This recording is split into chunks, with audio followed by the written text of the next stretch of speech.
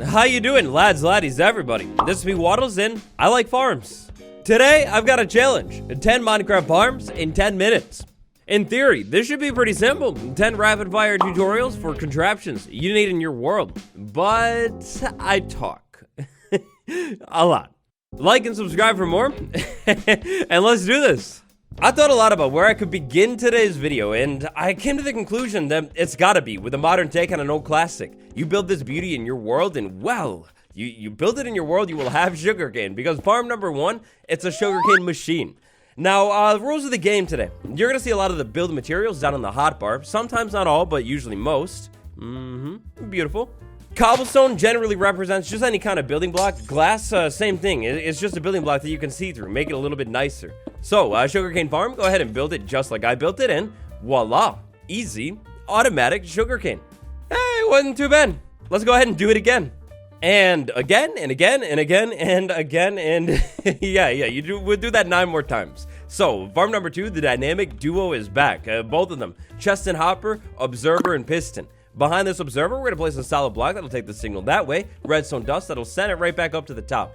Now, farm number 2, it's a dripstone machine. You build this titan in your world, and, well, dripstone. Dripstone is what you'll get. One thing that you got to note with this one, that dripstone block up top, very, very important. If you put, like, cobblestone there, it will not work, I promise.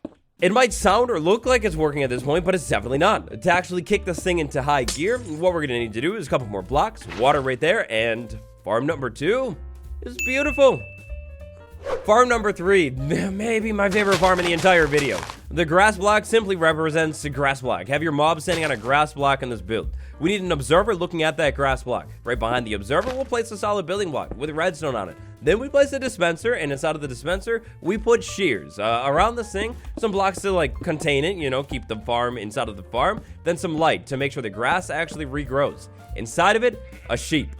We're almost done. We need to move down below this thing, which honestly, thinking about it now, maybe you do this first, but anyways, down below this thing, we have a chest, and then going into that chest somehow. Yeah, definitely do this first.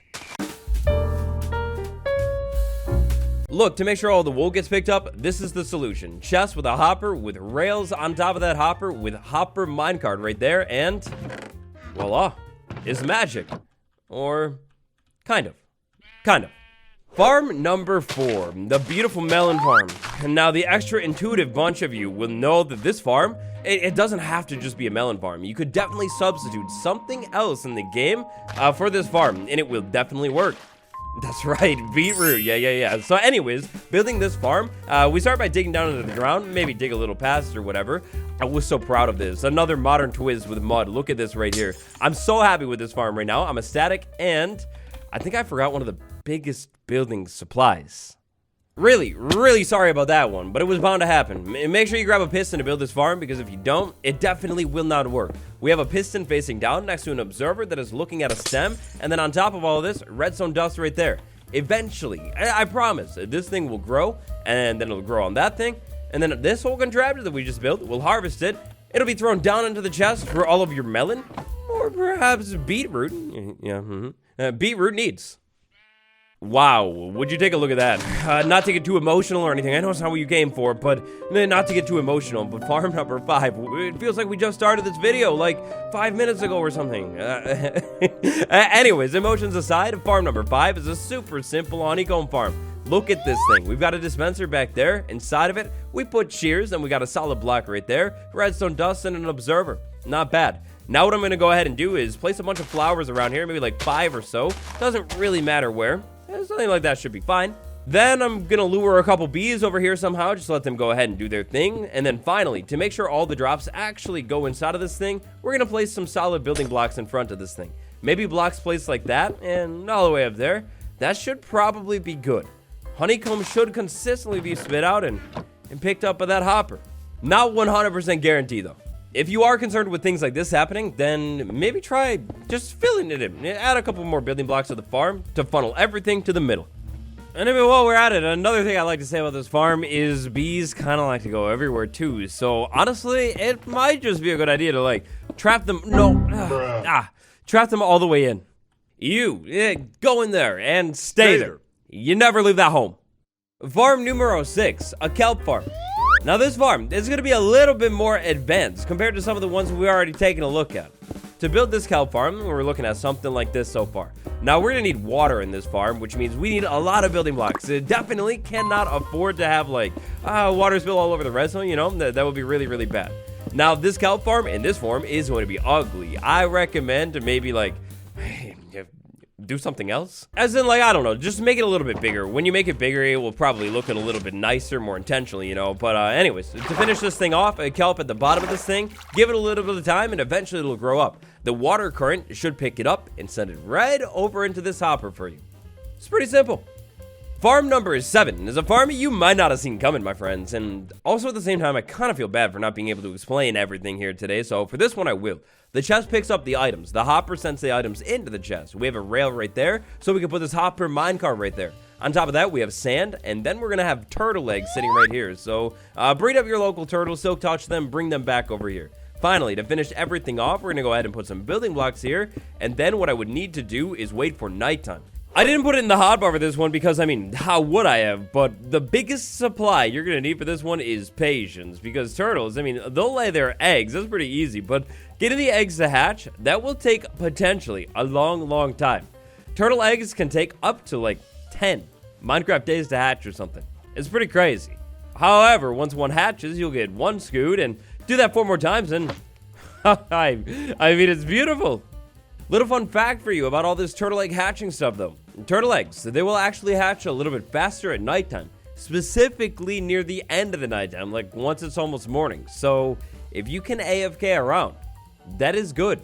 This, my friends, is the easiest scute farm in the world. All you've got to do is build it just like this and wait around. Eventually, after like 5 nights or so, hopefully you'll have scute inside of that bottom chest. Our next farm of the day is simply the farm to have once 1.20 drops. If you're planning on keeping your current world, build this farm inside of your world right now and let it run all the way until the big update drops, because this thing, the bamboo farm, oh, it's going to be big. It's going to be so great. That brand new beautiful bamboo wood family, it can all originate from this simple farm right here. Ideally, if you want a lot of it, maybe tile it up, just like every other farm, but it's beautiful. It's so simple.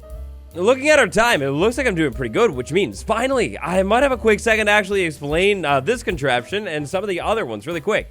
The observer, in most of the farms that we built today, is basically like the brains and the eyes behind the operation. The observer is a block update detector. Check this out. When the bamboo grows, the observer knows. When it comes to the redstone, we've been putting a solid block or redstone dust right behind the observer, connecting up to the piston somehow. We're basically completing the circuit with this, so it'll actually work. Oh, and finally, the mud. Mud is so amazing. One of the best things in 1.19, mud is less than a block, which means the hopper can pick things up through it. Okay, I actually kind of can't believe it. We're already all the way on farm number 9 of today's video.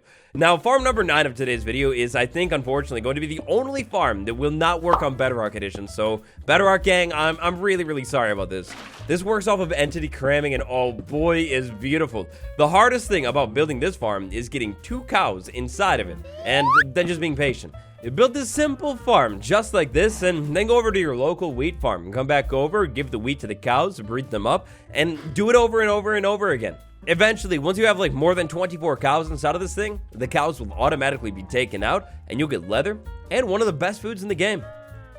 Last but not least, we're running out of time. It's a race against the clock at this point. Farm number 10. This farm is so simple to build. What I want you to do is place a cauldron on the ground. Above that cauldron, directly, space it 1 block, place a block with dripstone on it. Then we're going to place a temporary block and build some blocks around this thing. Finally, last but not least, 1 lava source right there. Give it a little bit of time, and it's an easy, efficient, well, maybe not efficient, but it's an easy lava machine inside of that cauldron.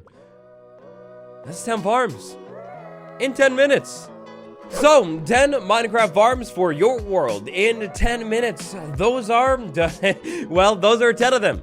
Sorry I couldn't exactly fit all of the explanation in this video, but if you want more explanation or a bigger tutorial on one of these, request it out in the comments. Hope you enjoyed the faster than usual video. Leave a like if you did, and subscribe for more.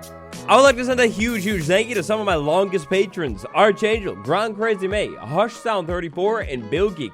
Thank you so much for the support. It's been me, Waddles. I'll see you in the next one. Goodbye.